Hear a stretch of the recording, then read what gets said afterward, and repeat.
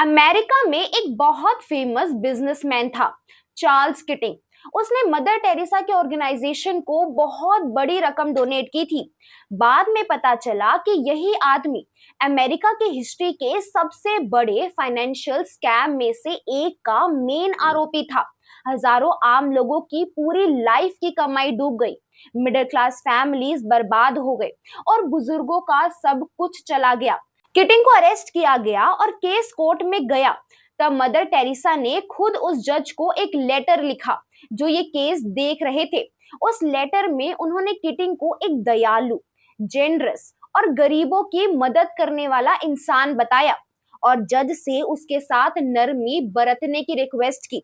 सोचिए, जिस आदमी पर हजारों बेगुनाह लोगों से पैसा लूटने का आरोप था, उसकी रिकमेंडेशन दुनिया की सबसे बड़ी दयालु महिला कर रही थी।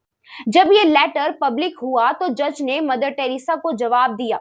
उन्होंने कहा, जो पैसा आपको किटिंग से मिला है वह बेगुनाह लोगों से लिया गया था।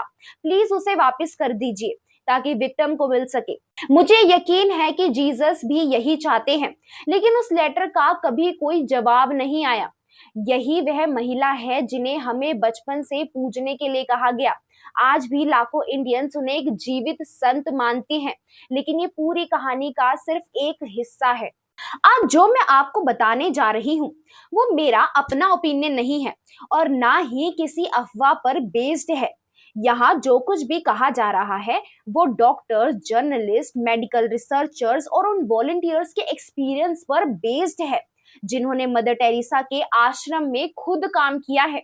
ये वीडियो किसी की पूरी लाइफ को बदनाम करने के लिए नहीं है, बस सिक्के का दूसरा पहलू दिखाने के लिए है। क्योंकि किसी भी इंसान को इतना ऊंचा नहीं रखना चाहिए कि उस पर सवाल उठाना ही गुनाह बन जाए। वीडियो के एंड तक आप खुद तय करिए कि क्या किसी को आंख मूंद कर फॉलो करना चाहिए या सच्चाई को हमेशा पहले रखना चाहिए। दुनिया उन्हें मदर टेरेसा के नाम से जानती है, लेकिन जन्म के समय उनका नाम था एग्नेस गोंजा बोयाजियो। उनका जन्म 1910 में यूरोप के स्कोपियो शहर में हुआ, जो आज नॉर्थ मैसेडोनिया में है। वे कैथोलिक क्रिश्चियन फैमिली से थी। बचपन से ही उन्हें सिखाया गया कि गरीबों की मदद करना गॉड का काम है। रिलीजन पर्सनल खुशी से बड़ा है और दुख का भी एक स्पिरिचुअल मतलब होता है। 12 साल की उम्र में उन्हें फील हुआ कि गॉड उन्हें रिलीजियस लाइफ की तरफ बुला रहे हैं। 18 साल की उम्र में उन्होंने नन बनने का फैसला किया। उन्होंने आयरलैंड में लोरेतो सिस्टर्स ज्वाइन की और वहीं से उनकी रिलीजियस ट्रेनिंग शुरू हुई। 1929 में वे इंडिया आई और कोलकाता के एक स्कूल में पढ़ाने लगी। शुरू में वो सीधे गरीबों के साथ काम नहीं करती थी। कुछ साल बाद उन्हें गहरी आंतरिक आवाज आई जिसे उन्होंने खुद call with in a call कहा। 1948 में उन्होंने लोरिता ऑर्डर छोड़ा और व्हाइट साड़ी पहनना शुरू किया, जो बाद में उनकी पहचान बन गई।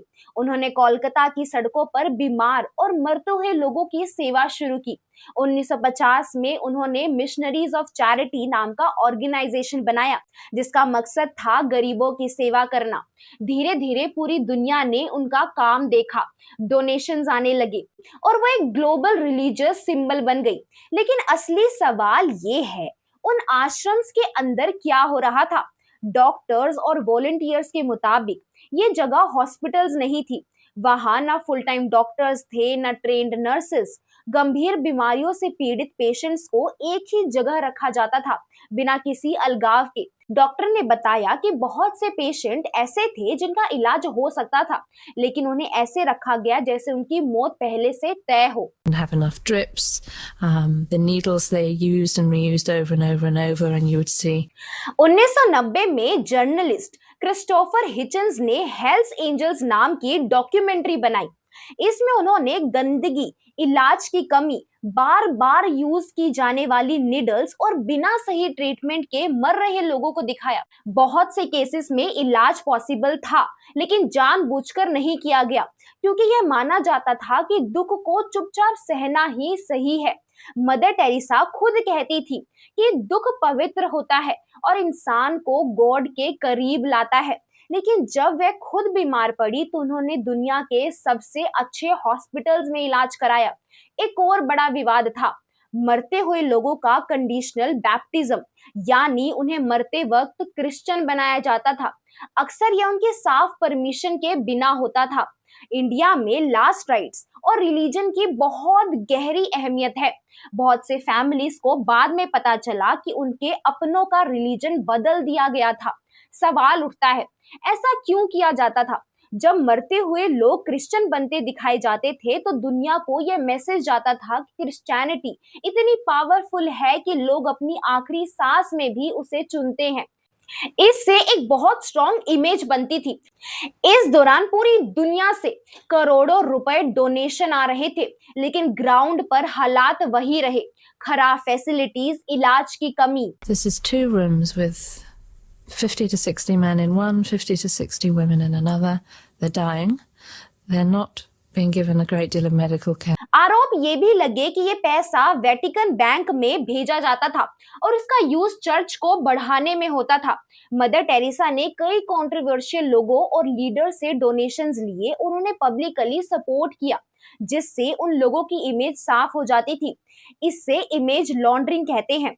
भोपाल गैस ट्रेजेडी के समय जब लोग जस्टिस मांग रहे थे, तब उन्होंने विक्टिम से माफ करने की बात कही, क्योंकि वे एक ऐसी इमेज बन चुकी थी जिस पर कोई हाथ नहीं लगा सकता था। एक जीवित संत, मीडिया, चर्च और पावरफुल इंस्टीट्यूशन ने इस इमेज को और मजबूत किया। जो लोग सवाल करते उन्हें ही गलत ठहरा दिया जाता था। इस वीडियो का मकसद नफरत फैलाना नहीं है। मकसद यह समझाना है कि ब्लाइंड फेथ हमेशा पावर को फायदा देती है, लोगों को नहीं। हम इंडियंस को अपनी असली हिस्ट्री जाननी चाहिए, बिना किसी फिल्टर के। और सबसे बड़ा सवाल, हम सिर्फ एक ही साइड की कहानी क्यों सुनते हैं? हम अपने ही देश के उन लोगों को क्यों नहीं जानते जो बिना किसी स्वार्थ के सेवा करते हैं? अगर आपको हमारी वीडियो अच्छी लगी हो तो हमारे चैनल को सब्सक्राइब करें और वीडियो को लाइक और शेयर जरूर करें।